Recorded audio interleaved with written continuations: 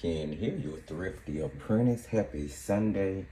In today's video, we are going to be doing a pastel painting. This is the second video release, week 2 of Thrifty Pastel Month.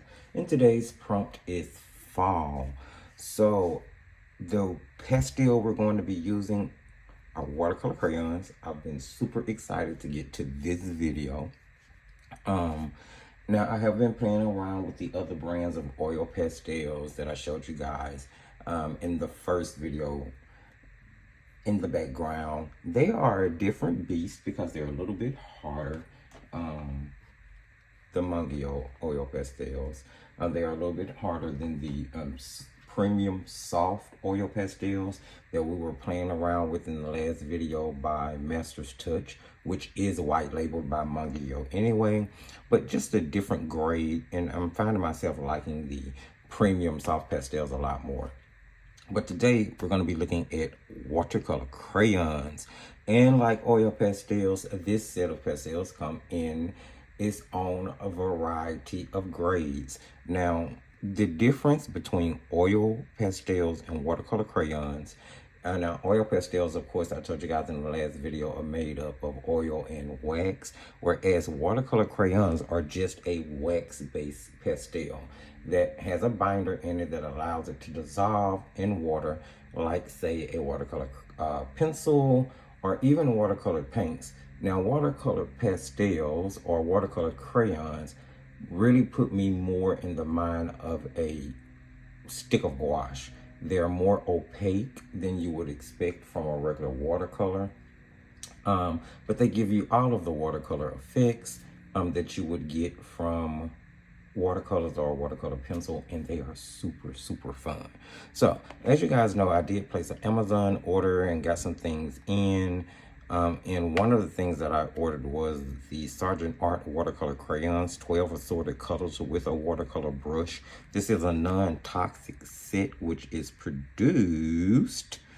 Sargent Art is headquartered in Pennsylvania. The crayons are made in Korea, which makes me wonder if these are going to be a Mungio white label. A lot of the budget grade products that have their products white labeled that are coming out of Korea are produced by Mungio. They are very popular with doing that. So I am thinking that that's what we're going to have here, a version of their watercolor crayons. Now, I also have in my stash 15 count Faber-Castell watercolor crayons. This is their classic set, so this is more so their student range, but it is a premium quality. Now, I've seen a lot of videos where people do not like these, but I personally do. I think they're a really great way to start with watercolor crayons. They're super affordable if you're not sure if you're gonna like it. I think they're really opaque. They cover well. Based on my experience, I've been able to do some pretty decent compositions with them, I do believe. And then I also have a professional set of watercolor crayons here. This is the Neo Color 2 by Caran d'Ache. Now, these are some super premium, opaque, high quality, bright, vibrant, easily dissolvable watercolor crayons. This is my favorite. I think it's probably the favorite brand of any artist that's familiar with watercolor crayons. I started with the original 15 set, which is like the lowest count you can get, I think. You may can get a 12 set, I'm not sure. But I started with the 15 count set, and I liked them so much that I started ordering them open stock from Jerry's Autorama. But then I decided to stop ordering them open stock, and I'm just going to buy the complete big set and range. That's how much I love them. So that's on my Christmas wish list. Whether I wish it to myself or somebody else wishes it to me, we'll see. So these are, of course, produced by Caran d'Ache. This is produced in Germany, no, France. Let me say, wait. Swiss made. And this Swiss made is actually another watercolor brand that you can find on a lot of budget sites. Watercolor crayon brand, I'm sorry. And it's like the student grade version of this set. And I was thinking of ordering some of those because I want to try those out as well. But these are, it looks like France. That's what it looks like. That's the only thing that I can really make out. It gives you a web address here that you can go and visit. I'm gonna have to check it out. But yeah, so in this video, I'm thinking what I'm going to do though is use the Sargent Art watercolor crayon. Since it's a new set to me, we're going to swatch and use these. And with what I want to do for fall, which is to paint an autumn tree, I think I may have to pull one or maybe two colors from the 15 set. That way I can just stick to the budget grade sets and push the Caran d'Ache to the side. And we're going to mainly use these, and if I need to augment any colors, I'll use it from the Faber-Castell set. So first thing I want to do is to swatch them out. So let's open these up real quick and see what we have here. Now, it really looks like it targets like students, pretty much like the Faber-Castells do.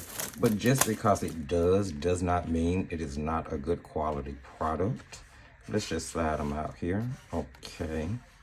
Well, they definitely look a lot different than the Caran d'Ache, and they're a lot different from even the Faber-Castell. Let me show you guys the difference. So this is the Faber-Castell watercolor crayon, how it's shaped. Here is a Sargent Art, which is much more narrow and long. The wrapping on those isn't holding tight at all. Slides right on off, which, I don't know, may be a good thing if you like to break your sticks right off. I don't. So I do wish the paper was a little bit more secure on there, but that shouldn't affect the quality of the actual product. So that's the difference in the size. Faber-Castell produces a much shorter, thicker crayon. Sargent Art, a more narrow, longer crayon, more so in the line of the Caran d'Ache. But the Caran d'Ache is still longer than the Sargent Art. All right. These look a little dryish. I don't know. There's a brush included, which, yeah, it's just a cheapie. The hairs are already, look at that, the hairs are already falling out of it completely. So yeah, that's something I'm probably going to just trash. We're going to swatch these in the swatch book I made for Pastel Month, and then we will move on to trying to get our prompt for today done.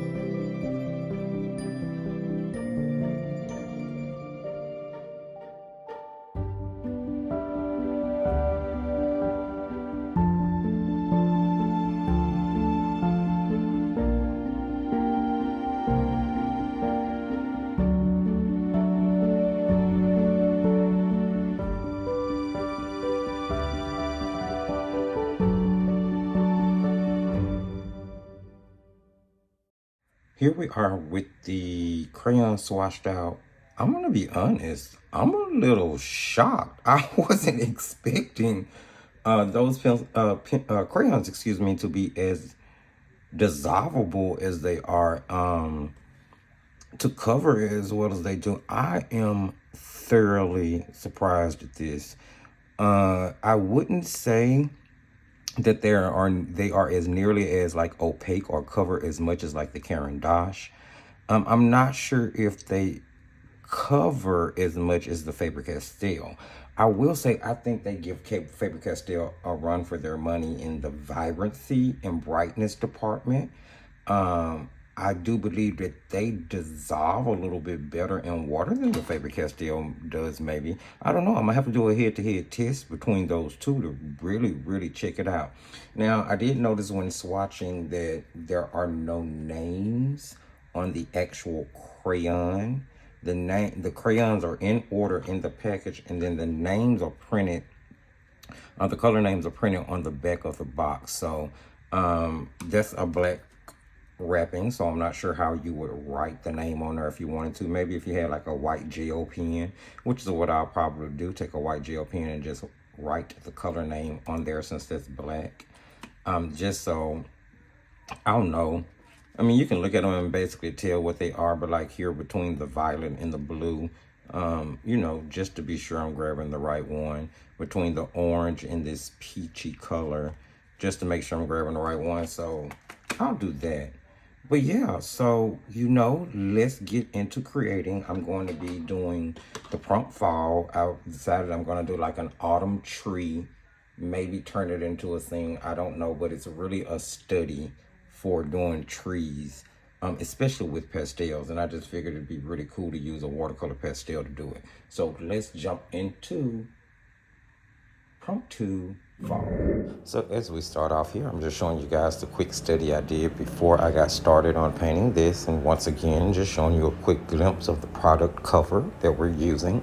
I'm painting on that Canson mixed media paper that I ordered and used in the last video that I'm going to be using to test throughout during this Thrifty Pastel month.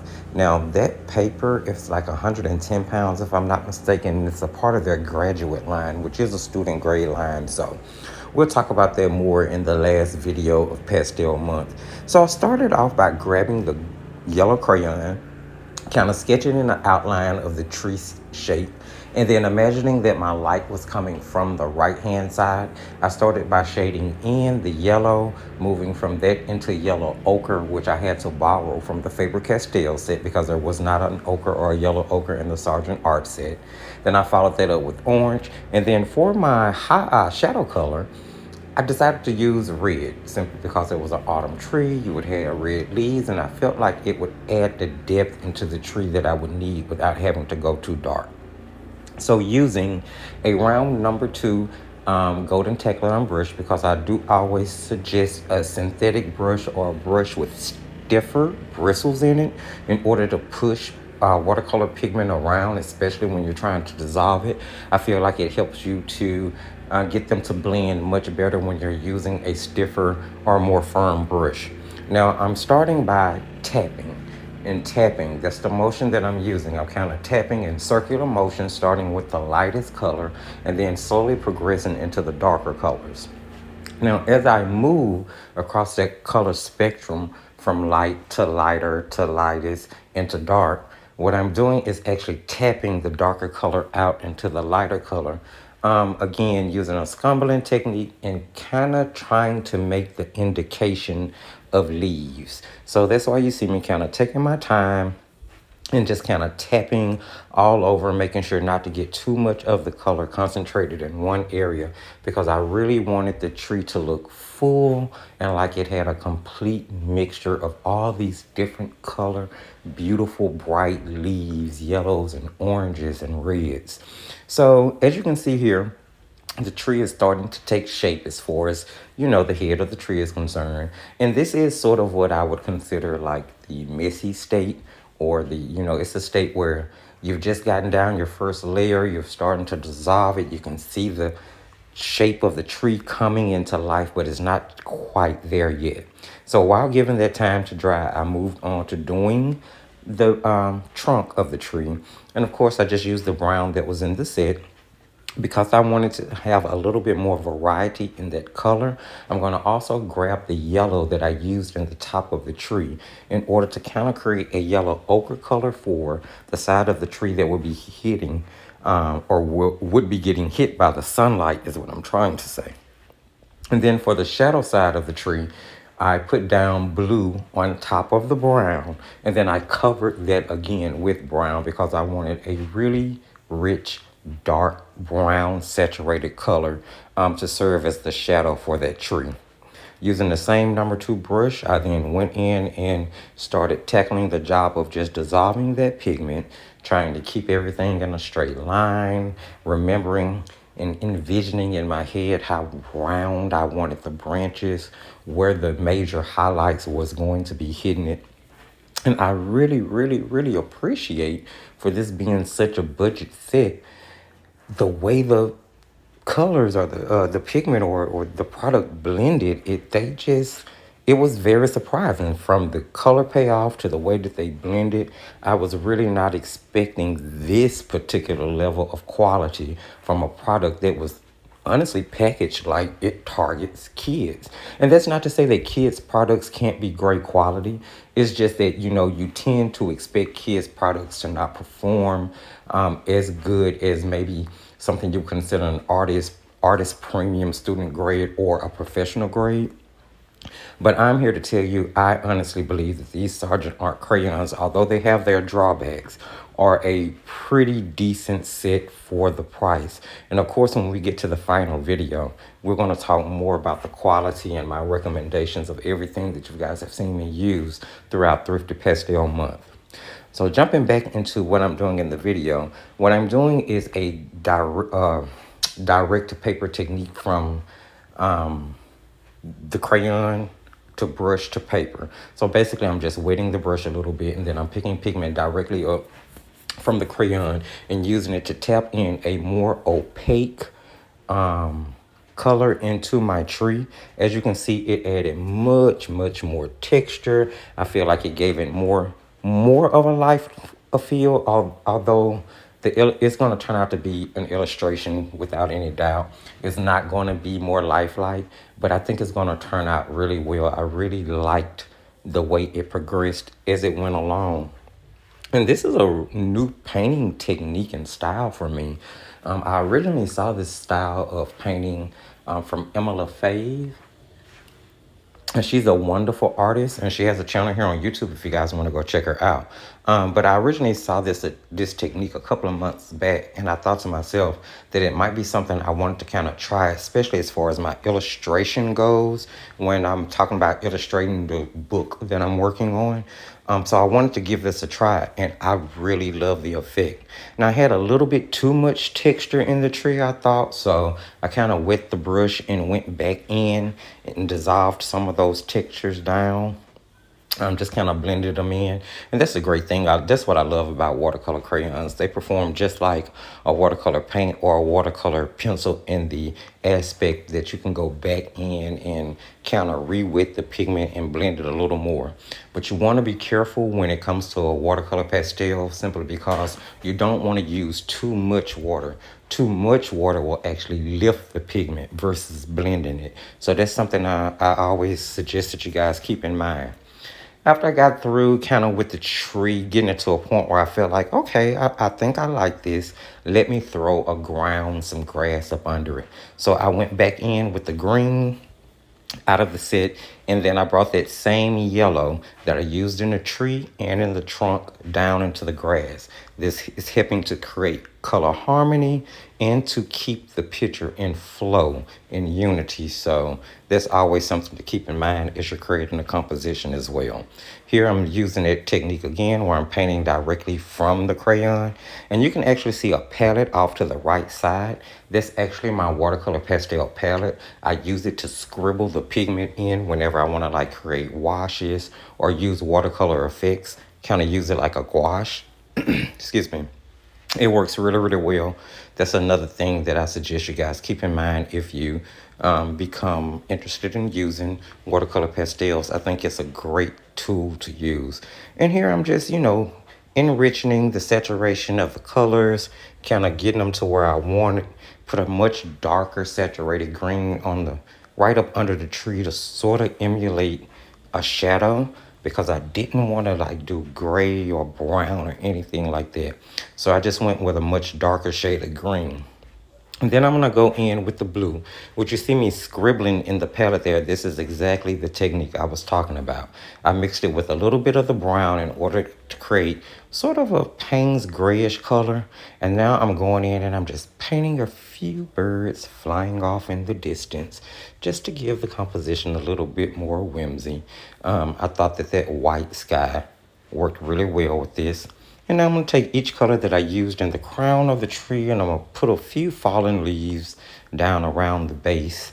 I was having fun. I really, really was. I didn't want to stop, but I felt like it was time to start wrapping it up. So I grabbed my white gel pen and I'm going in and I'm hitting the tree with a few highlights. And I'm making sure to make leaf shapes as I do this, just because I know it's going to, if you can see the leaf shape here and there, your mind is going to automatically make you think that all you see are leaves everywhere. And then I brought some highlights down into the bark for those major parts where the sun would actually be hitting and you would see some reflection. And then I'm also going to do the same thing in the grass, where I'm just going to kind of make it look like there's some sun reflecting off the surface of the grass. And then I'm going to make it look like there's some sun reflecting off of a few grass blades here and there, just to give it a little bit more pizzazz. I'm going to sign and I'll see you on the other side. That, friends, was fun. I am so surprised. I was not expecting this particular brand of crayons to perform the way that they did. Now, I would say that these are targeted towards maybe school kids. I'm not sure. I know that Sargent Art makes a wide range of products that they target towards school kids, artists, and I think they may even have some things that they call premium artist quality products. Now, I want to say that these are definitely white labeled by Mangio, but I don't think that they are the same formulation as the Mangio watercolor pencil, watercolor crayon, excuse me. Based on what I've seen, I have not personally used the Mangio watercolor crayons. I've used their water-soluble oil pastels, and of course that's a horse of a different color. So yeah, these actually surprised me. I was not expecting them to be as pigmented as they were. So here is where I did the preliminary practice drawings with them after I originally unboxed them and swatched them with you guys. I kind of wanted to just kind of test the waters with them, see where I could possibly go with them. I knew I wanted to do a tree study. And I did some simple trees, and then I did a more complicated version. And initially, when I decided with shooting the demo, I was going to do the more complicated tree, but I thought to myself that there may be some people out there who was trying watercolor crayons for the first time, and if you wanted to give this a go, I didn't want it to be too complicated. So I just pulled some elements that I liked the most from the practice illustrations that I did, and that translated into what we did in the demo. I actually really enjoyed this. It's definitely more of an illustrative piece of work. It's not realistic at all, but I like it. I actually really do like it. And I think the white gel pen added just enough to enhance what was going on in the little scene. Really simple and straightforward, yet a little complex in its construction. So I really enjoyed this, guys. Now, towards the end of the month, we're going to be having a video that's going to take a much deeper look into all of the pastels that I used in the videos throughout this little pastel challenge that I'm running. And I I'm having so much fun with this. I really, really am. So I can't wait to get to that video either. Guys, if you saw, heard anything that you like, or if you enjoyed just hanging out and watching the watercolor crayons in action, don't forget to give the video a thumbs up. If you're new to the channel, please go ahead and subscribe. Hit that notification bell. That way you'll know when the new content is coming out. Don't forget to share the video. Sharing is caring. Maybe someone else would love to get into watercolor crayons / pastels. You can hit the video description for all of the relevant links, including the Facebook group where we welcome all artists and crafters. And you know, I'm thinking, now that I say crafters, this actually may become the cover to a journal. We'll look at that a little bit further in another video. You can also get the link for the most recommended product list, where you're going to have great quality products that won't break the pocket. There's a link for Patreon and Etsy in case you want to support the channel. That would be greatly appreciated. And I'm thinking coming up really, really soon, probably towards the beginning of December, I'm going to be releasing a real-time live class on Patreon. And I'm working all the details for that out now. There'll be a little quick painting come out on YouTube to kind of show you where that live video will be going, but that will be for Patreon users. And so I'm really excited as I build and work on getting that ready for the first part of December. Thank you guys again so much for joining me. And remember, as I tell you at the end of every single video, just keep painting and crafting.